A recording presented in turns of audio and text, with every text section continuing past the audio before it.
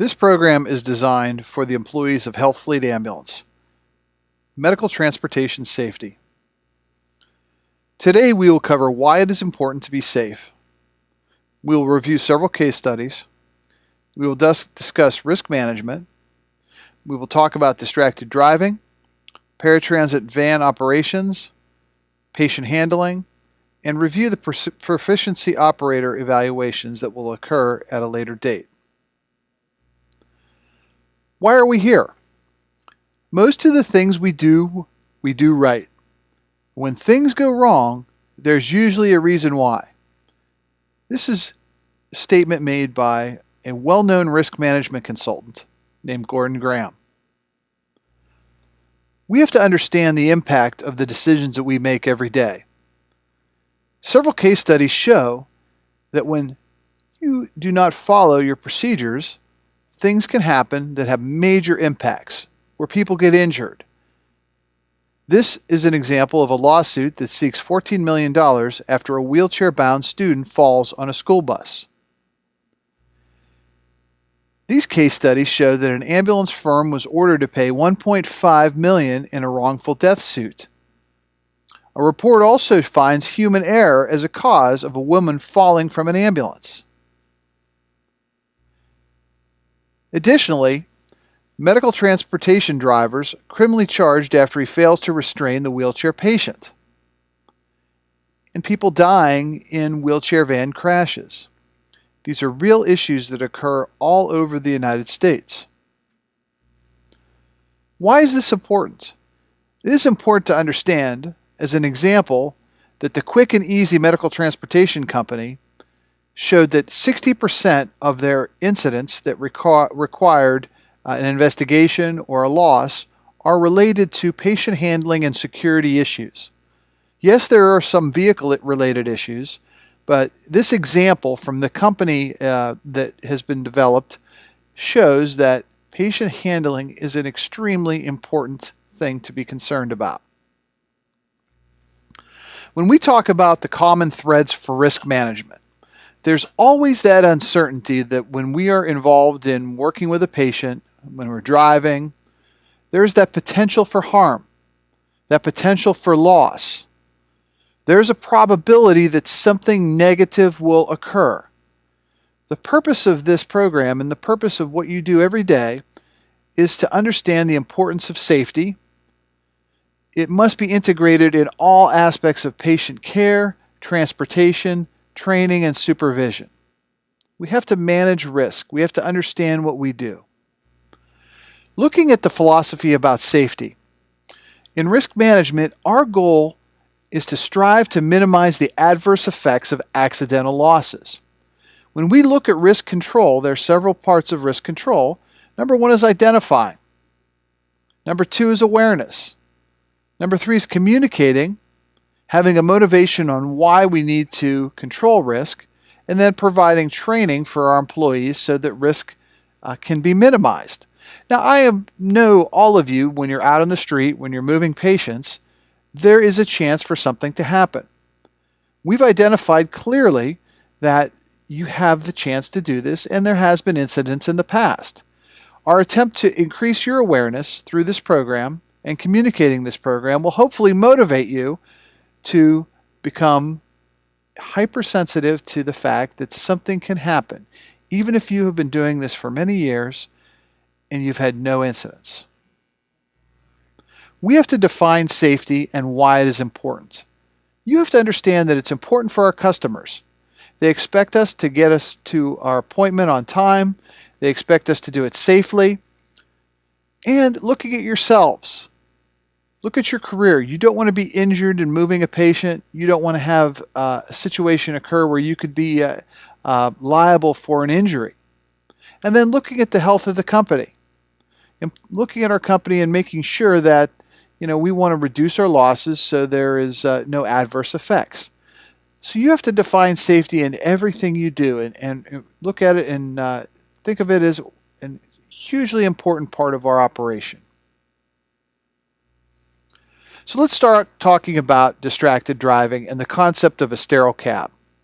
We understand that most of the time you're traveling in a one-person crew. The concept of a distracted driving sterile cab program is to prohibit non-essential activity during the critical phases of driving.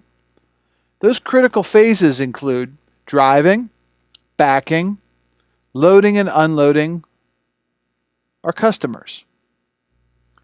Some tips that we are going to tell you to follow the sterile cab technique is to do not use cell phones, text and calls while driving or moving the customer.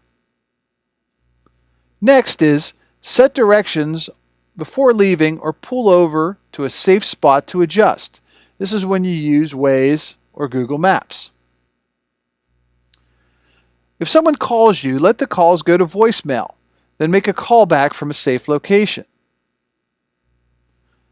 Avoid unnecessary personal communication between other people in the vehicle, family members or the patient. Focus on driving. And maintain a clean and sterile cab free of objects placed on the dash or other parts of the crew compartments. The reason for this is in case there is a crash, those objects become missiles and could strike or injure you or the person riding in the vehicle.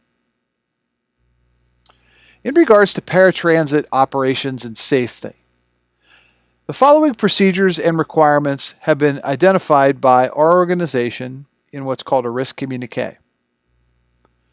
Look at route planning first.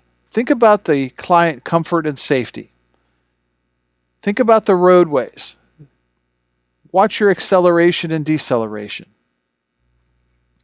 Identify any special considerations. Look at the terrain that's involved. Look at the stairs. Identify the patient's size. Is there going to be a challenge pushing the person on an incline or moving them into the building? Properly position your vehicle when you arrive at the location for pickup or drop-off. Establish a circle of safety around the deployed lift. Make sure that there's not a chance that the lift can be damaged. Identify uneven surfaces and curbing. You may have to stop, look around, drive around to find the best drop-off point or pickup point. Additionally, the next point is adequate client securement. Follow the following procedure. Inspect the client and wheelchair for integrity. Use the wheelchair lap belts. Engage the wheelchair brakes. Utilize correct anchoring points on the wheelchair frame. And then attach the client's 3-point seatbelt. Loading and unloading proper processes. Position the wheelchair on the lift in the correct location. Engage the wheelchair brakes. Use the lift according to manufacturer's recommendations. And make sure you are positioned properly while operating the lift.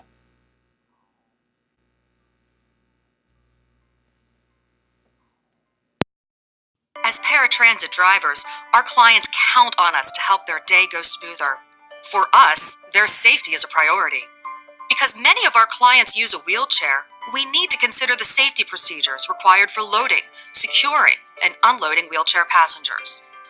Improper use of wheelchair lifts, equipment malfunctions, or taking shortcuts in maintenance are just a few of the mistakes that could result in the injury or death of one of your passengers.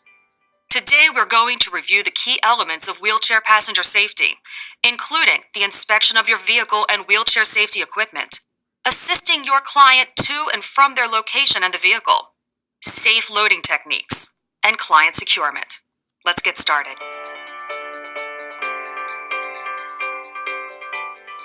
Start by walking around your vehicle.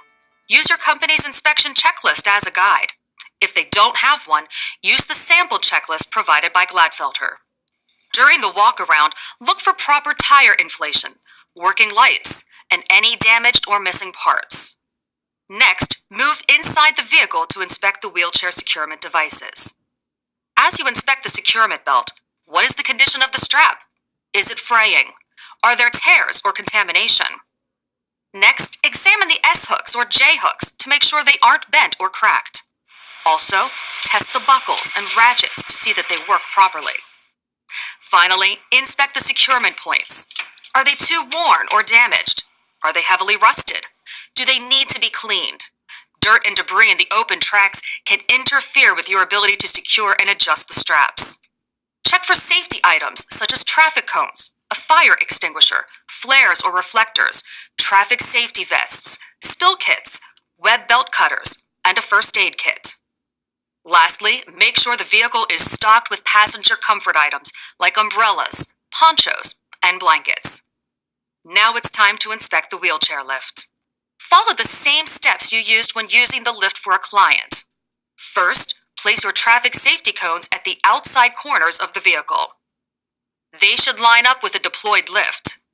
Even though you are testing the lift without a client, Gladfelder recommends using cones anytime the lift is deployed. Next, check the door securement device.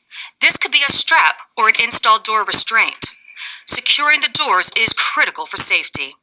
Otherwise, they may swing closed while you are operating the lift and damage the lift or injure your client. If you are operating a hydraulic lift, examine the controller buttons and cables to make sure they're in good condition. Then, lower the lift. Make sure it is operating smoothly and at a normal speed. Check the roll stop plate and check for any leaking, worn, or damaged parts on the ramp. When the lift is down, examine the non-slip strips and handrails. Are they in place and in good condition? Also, check the lift lighting. Lastly, look at the angle of the platform deployment. It should be level with the ground. After you have determined that the lift and components are in proper working order, raise the lift and make sure it seats against the bridge plate. Report any malfunctions or damaged and missing parts to your supervisor. If you are operating with a wheelchair ramp, inspect the ramp by examining the mechanical assist features. Remember, if a ramp or lift shows signs of damage, it must be taken out of service, even if it still functions. Now that you've completed a thorough inspection of the vehicle and equipment, you're ready to pick up a client.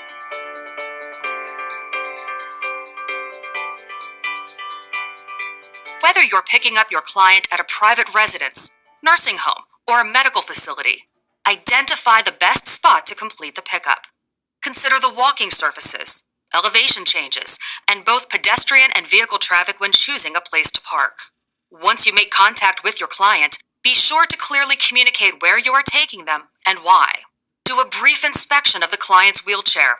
This will help you spot and resolve any safety concerns before you transport the client.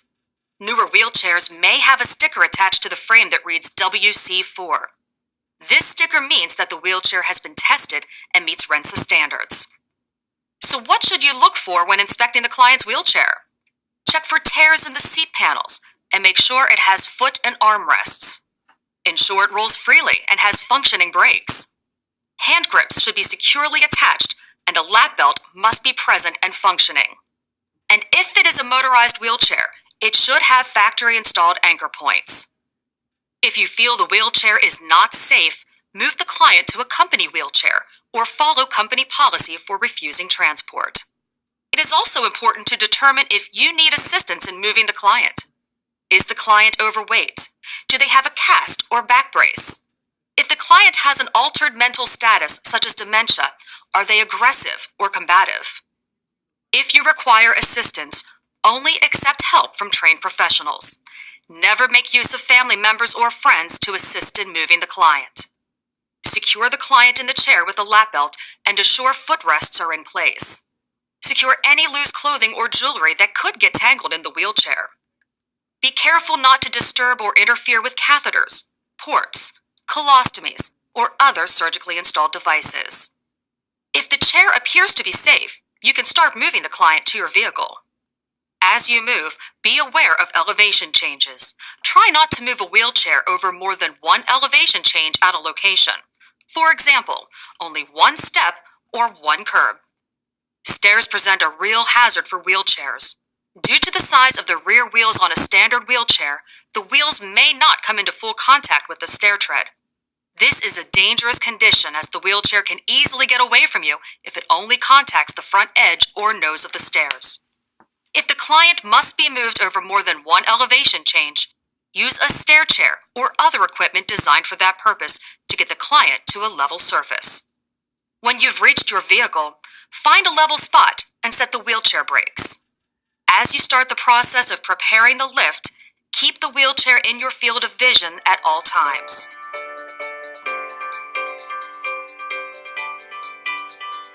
If you are operating the lift on a busy street, at night, or in poor weather, put on your traffic safety vest. This will help you to be more visible to other drivers. To access the lift, open the lift doors and secure them in the open position. Then, place your traffic cones out as far as the lift will deploy, and even with each side of the vehicle. If you are operating a hydraulic lift, follow the manufacturer's instructions. Use the controller to lower the lift to street level. Make sure that the plate is in contact with the hard surface across the entire face. Next, tell the client that you will be moving them onto the lift. Double check that the lap belt is still secure and that the client's feet are in the footrests. Then, disengage the brakes of the wheelchair and move it onto the lift. Follow your lift manufacturer's instructions for the proper position of the client on the lift. In most cases, you will back the client onto the lift so that the rear wheels of the chair are over the lift ram with the client facing away from the vehicle. Then, set the wheelchair brakes. For motorized wheelchairs, turn off the power. Instruct the client to hold onto the handrails, if equipped. This will give them additional stability when the lift begins to move. Inform your client that you are about to start the lift. Then, raise the lift in a smooth and continuous fashion. When it reaches the stop point, make sure that the bridge plate deployed properly. If you are using a ramp, be especially cautious in rain, snow, or ice, because you need foot traction in order to move your client up the ramp. Tell the client not to move until you are inside the vehicle to secure them.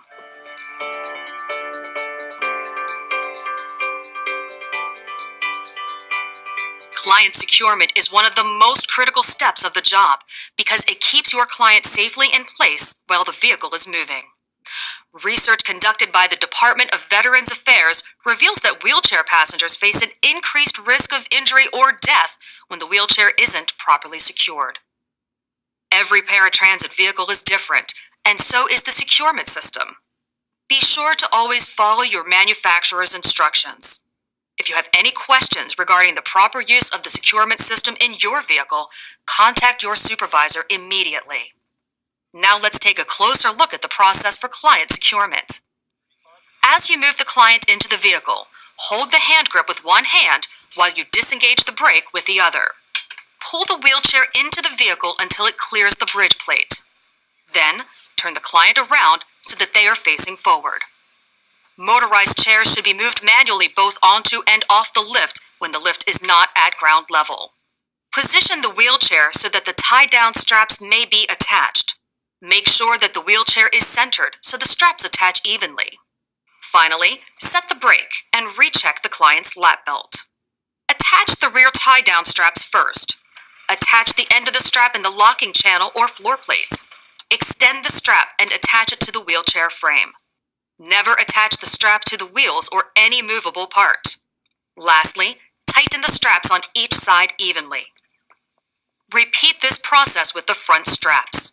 Once the front straps have been tightened, disengage the wheelchair brakes.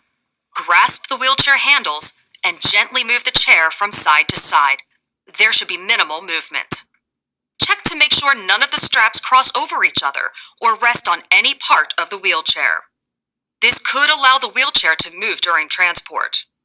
Reset the brakes and check the tension on all 4 securement straps. Now it's time to attach the lap and shoulder belts. Start with the lap belt. The ends of the belt pass through the opening at the rear of the wheelchair and attach. If your client has upper body mobility, ask if they would like to make any belt adjustments themselves. The belt should sit across the hips and be tight, but still comfortable. Then, attach the shoulder belt to the lap belt. Make sure that the shoulder belt lays flat across the client's chest and shoulder without twisting. Lastly, attach the opposite end of the belt to the securement point on the vehicle. Once the client securement process is complete, check with your client to make sure they feel comfortable. Don't forget to return the safety cones to your vehicle and secure the doors.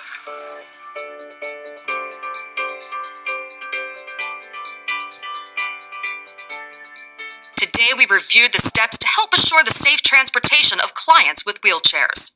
The procedures in this program, coupled with your company's policies, must be followed every time you move a client. You make a difference in your clients' lives by being someone they can count on for safe and reliable transportation. Patient handling. The incidence of patient drops can be attributed to a few generalized areas: improper selection and use of equipment, improper balance and the strength of crews, improper evaluation of scene hazards, improper maintenance of equipment, and equipment failure and malfunctions. Some safe general rules for safe patient handling. Assess the scene for hazards that may inhibit moving the patient safely: plush carpets, soft ground, inclined surfaces, narrow hallways, etc. Select and utilize the proper lifting device.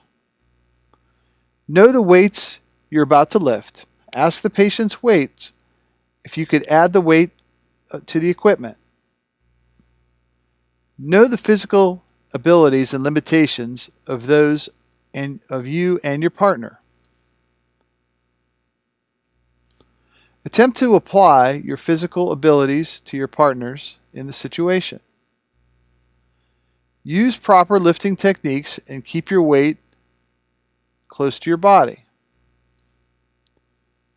Communicate clearly and frequently with your partner. Verbalize all commands. Don't hesitate to request assistance with the lift or movement of a patient.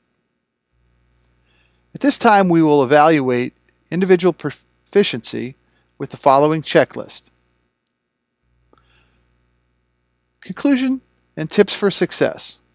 Follow your company's policies. Plan your movements. Slow down and think. Thank you very much.